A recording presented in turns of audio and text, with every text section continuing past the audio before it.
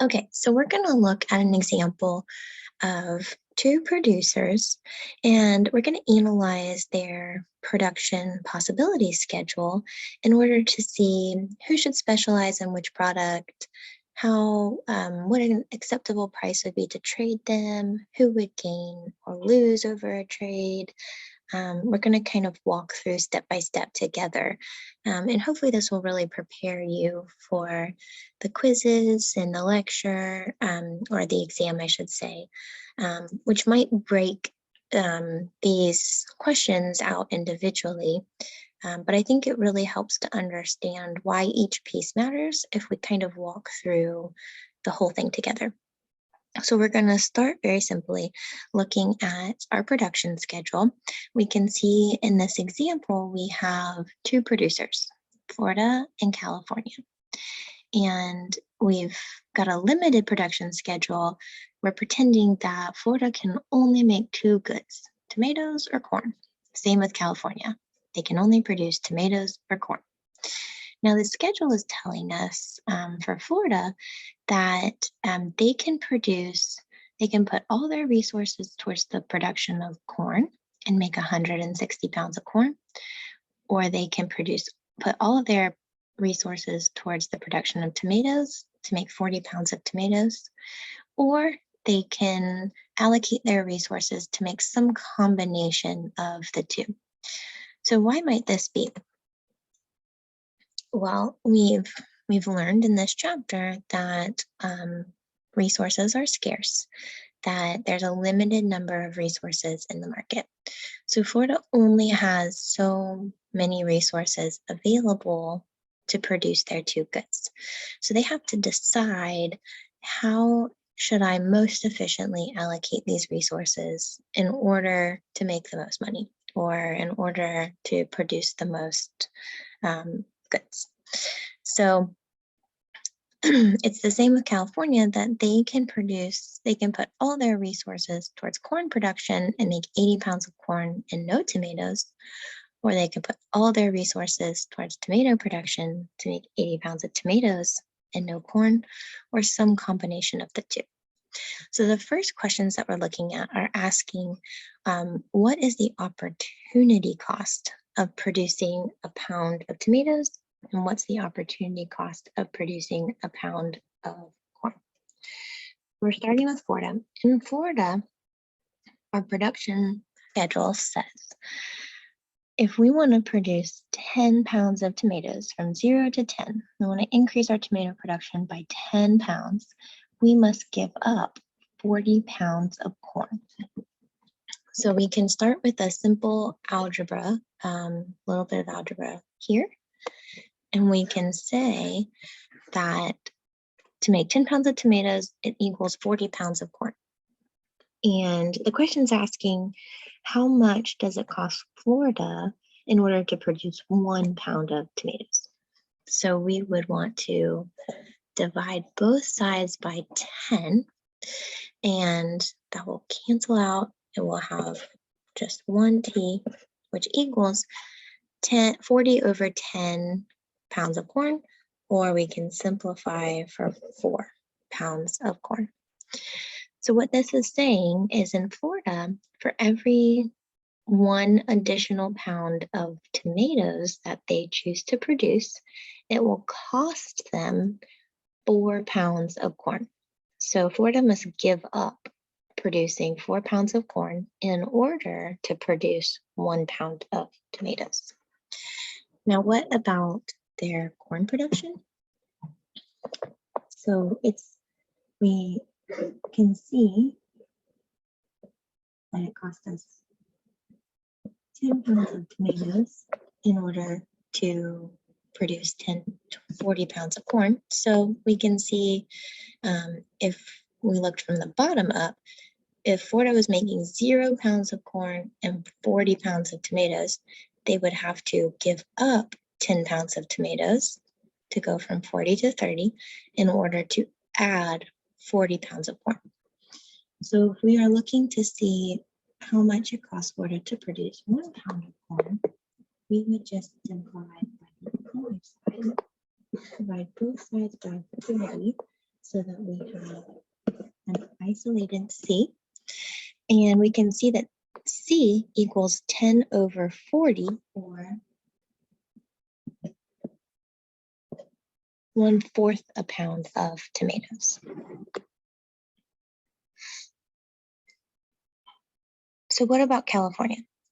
In California, it costs, so if we're asking what's California's opportunity cost of producing tomatoes, we can see in order to produce 20 pounds of tomatoes, California must give up 20 pounds of corn.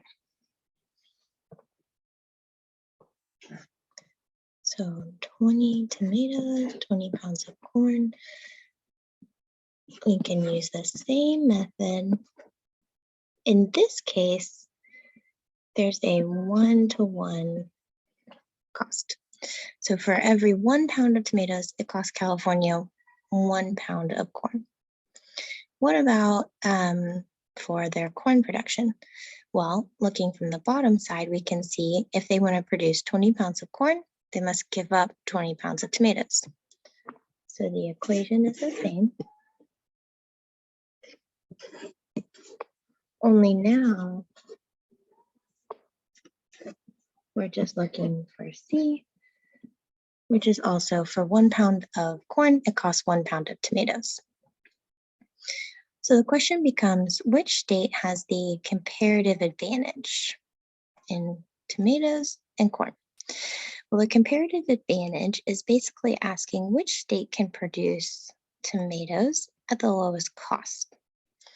So we saw that Florida can produce tomatoes for a cost of 4 pounds of corn, and California can produce tomatoes for a cost of 1 pound of corn. So California can produce tomatoes for a cheaper cost than Florida, so they have the comparative advantage.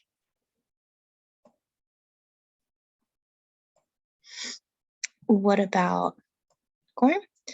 In Florida, it costs 1/4 pound of tomatoes to produce 1 pound of corn. And in California, it costs 1 pound of tomatoes to produce 1 pound of corn. So in Florida, it's cheaper to make corn than it is in California. So Florida has the comparative advantage in corn production. So who should specialize in, we'll start with tomato production. Well, the person that should specialize is the person that can produce the product the most efficiently. So we saw that California can produce tomatoes cheaper than Florida, so they are more efficient at tomato production, and they should specialize in tomato production. And in regards to corn, we saw that Florida can produce corn cheaper than California, so they are more efficient at corn production and should specialize in corn production. Now, what if Florida and California wanted to trade?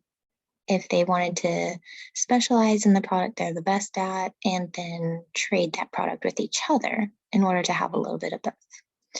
The terms of trade is asking us, what is an acceptable price that these producers could trade their products?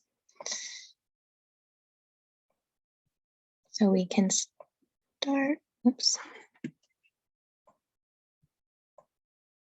When it comes to an acceptable price, the trick that you can use if you see this question on an exam is, we're looking at tomatoes first, is to look at the opportunity cost between our two producers for producing tomatoes.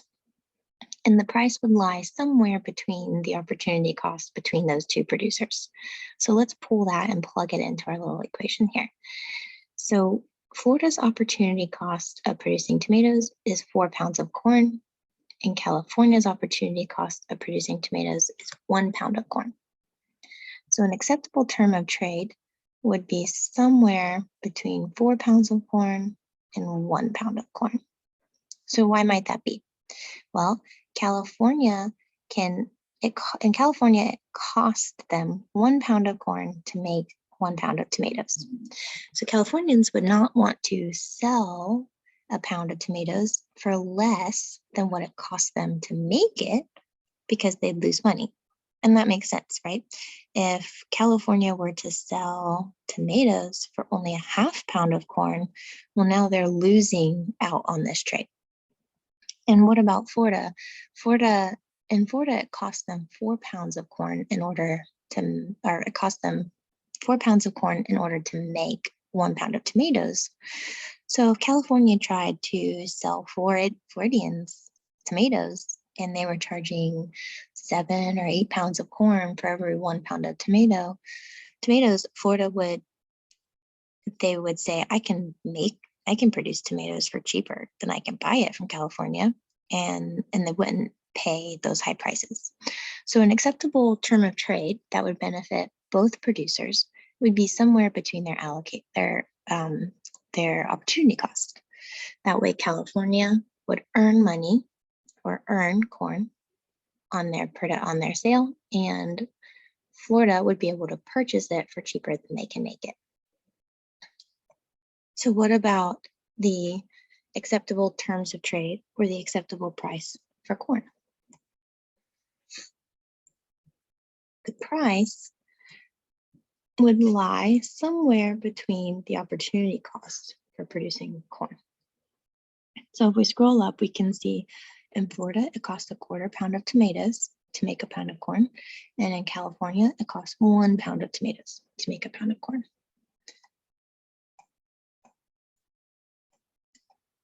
So, an acceptable price would lie somewhere between their two opportunity costs.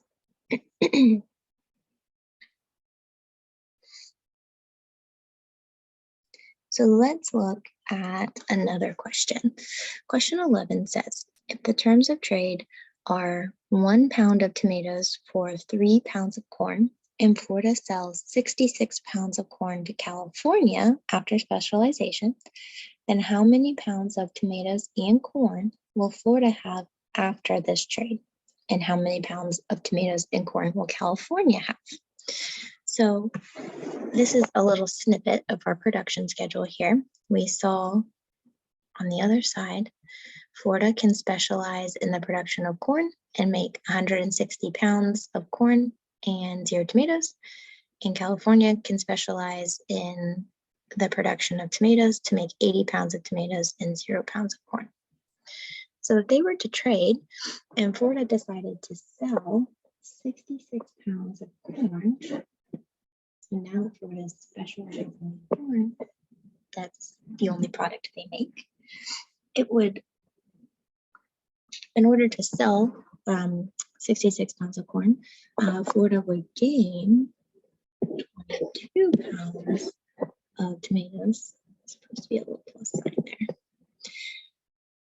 there. So after trading with California, Florida would have 22 pounds of tomatoes and 94 pounds of corn.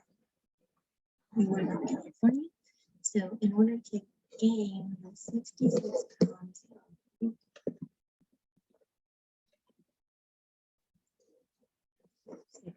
corn, California would sell 22 pounds of tomatoes.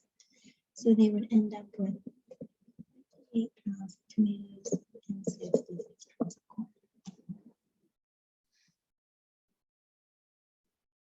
Make that a little easier to see. So now let's ask, without trade, Florida can produce 20 pounds of tomatoes and 80 pounds of corn, and California can produce 40 pounds of tomatoes and 40 pounds of corn. What are the gains on trade compared to a situation without specialization? So without specialization, Florida can allocate their resources to make both products, and same in California. So compared to the situation where they specialized in their product they can produce most efficiently and traded with each other so that they can each have a little bit of both product, how much would they gain? Would they lose? Let's see.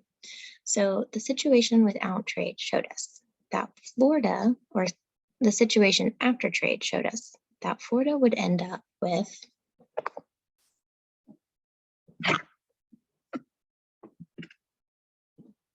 22 pounds of tomato and 94 pounds of corn.